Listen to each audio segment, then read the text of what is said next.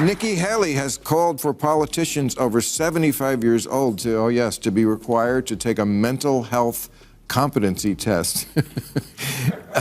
I wonder who that's aimed at.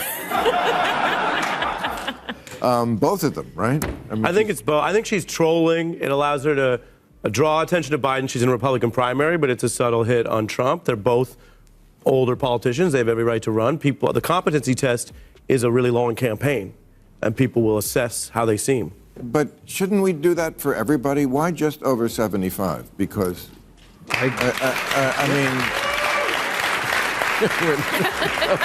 over here, my 35-year-old House of Representatives. Right. Well, I mean, there's only one age requirement. The Constitution has a minimum age, and that was because they were so worried about people passing things on to their famous sons at the time. There's no maximum age, but we have that for pilots and other things. But again, I think it's hard. If you've covered these things, you know how it is. It's hard to run for president. We're going to see how they do. And then you're going to decide at the debates and other forums whether they seem like they got it. Mental capacity testing targeted at lawmakers over 75 with his typical snarl. As he grinned and made fun of the absurdity of asking those responsible for shaping a nation's destiny to complete a Sudoku puzzle before wielding their power, the audience erupted in laughter. Asking Christoph Waltz if Haley's attempt was a sincere defense or a barely disguised swipe at Biden and Trump, Maher cut through the political spectacle. As sharp as ever, Christoph Waltz interpreted the action as a calculated assault, cynically masquerading as reform, meant to undermine the old leaders and encourage generational transition. They wrestled with the provocative question, is it dangerous to rely on decades of political power to forgive mistakes in thinking? Voters ultimately asked why they continue to appoint those well past their prime to the highest positions. Brimming with sharp humor and biting critique, the discussion launched an unflinching investigation of age, power, and accountability in American politics. Well, and as Don Lemon told us on CNN, women actually can't run for president because he said we're past our prime once we get to our 40s. But since you have to be 35 to run, it's like this really tight window between 35 and 40.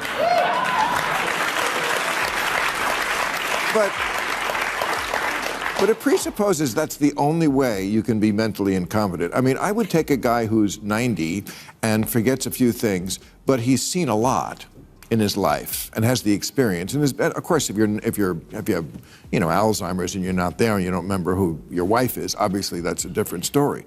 But as opposed to somebody who's 40 and doesn't have a lot of experience, yeah, I think you're right. What's funny is I think ageism is real. We see it in a lot of industries. And we see it on a sexist basis as well, as I think you mentioned, which is fair. I just think that what's funny is the one place that you see less ageism in our public life would be politics. When you look at Pelosi, McConnell, the current president, the last president who's running for re-election. So while I do think it's a problem, I think we should be less ageist. We were talking about civil rights earlier. That's one of the things people discriminate on. Having said that, for whatever reason, incumbency, fame, other things, donor class. And the voters are older. The voters keep going back to some of the choices that are upper in the age bracket. There's a movement in Europe going on right now, started by an older gentleman who had to deal with his bank. And the movement's called I'm Old, Not Stupid. Since I have to admit that I'm not entirely sure what Nikki Haley's idea for a mental fitness test for lawmakers over 75 is about, let's talk about it. Yes, it does initially appear to be pretty illogical. Pilots and physicians must prove that they can carry out their jobs. Why should we put up with politicians who directly affect our national security, economy, and rights? Isn't that fair? But this is where things become complicated. This might easily escalate into overt age prejudice. Just when a 40-year veteran reaches a certain level, do you mean that they should be benched? That's absurd. Let's also be truthful. Many of the world's younger politicians lack any experience at all. Age isn't always the problem. Trust ultimately matters more than age. Every debate or interview already serves as an evaluation of a candidate's mental fitness.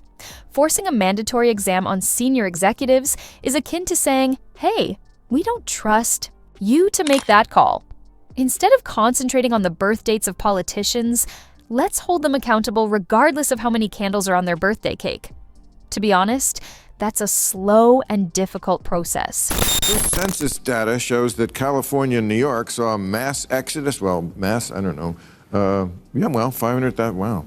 Of people with their populations dropping by around 500,000 people. And it doesn't say over, is that in a year? Maybe it is, or the last couple of years. Can anything bring cost of living down in desirable places? Oh, I must have Texas, heard our discussion. Florida, Tennessee, no state income tax. Right. Nice weather. And something else. Well, something else about those states. Is this a referendum on the way we govern here in California and New York? I mean, obviously, looks like a blue state, red state thing. I mean, a lot of it is big offices in big cities. Like, I live in Brooklyn. A lot of those big Manhattan towers haven't filled back up with people, but also that was an urban plan built a long time ago, and maybe it's evolving. I totally get it. I mean, in all fairness, I think it's fine if people don't want to be in these super expensive cities and go somewhere else, especially if they don't have to commute to one of those skyscrapers that often, then fine. But I think in New York, like, from what we can see anecdotally, I don't think all those buildings are going to fill back up. We should talk about this important migration trend that has everyone talking. People are heading straight to low-tax, red-leaning states like Florida, Texas, and Tennessee in order to avoid blue states like California and New York. The motive behind it appears to be rather clear at first glance. People are sick of it. Burdensome regulations, expensive taxes, exorbitant housing expenses, and legislation that seems more restrictive than protective. It makes sense that many folks are saying, you know what, I'm going. It is comparable to an informal referendum on how these blue states should be run. Critics of New York and California will tell you that this is a wake-up call. The ongoing costs, failing infrastructure, and crime are unsustainable. When you take into account the pandemic policies that made remote work the norm, it no longer makes sense to be restricted to an expensive urban core. But here's the flip side. Blue state policy advocates are not wholly wrong when they assert that there is more to the story. These states provide cultural capital, diversity, and career opportunities that aren't often apparent in migration data. Furthermore, it is uncertain whether Republican states will be able to sustain infrastructure and public services without substantial funding sources, even if they boast lower taxes. However, it appears to me that this massive movement is more than just a fleeting trend. Americans seem to be starting to value cost of living, governance, and individual freedom more than traditional coastal city loyalty. Therefore, the actual question is, are people reacting to temporary irritations, or are we witnessing a more significant shift in the U.S. that entails a whole cultural and economic realignment? They're not. And that's okay. Yeah. You know, I think one of the good things that happened with the pandemic was when time stopped, we got a chance to sort of like reassess. And we were saying to ourselves, why do we need to go to work 5 days? And we don't. Not from, you probably should work 5 days, but maybe you could get your work done in 4 days. They found when people work 80% of the time, if they get paid the same, they do the same amount of work. Because most people, in an 8-hour day, they work 3 hours. So why not? And, save all that commuter time. We come to the office once a week now. Well, obviously today to do the show. But other than, yeah, you're welcome. It was a pleasure. But other than that, once a week, and I feel that's perfect. We could do the rest of it at home. I don't need to see my lovely staff. I love them, but like once a week is perfect.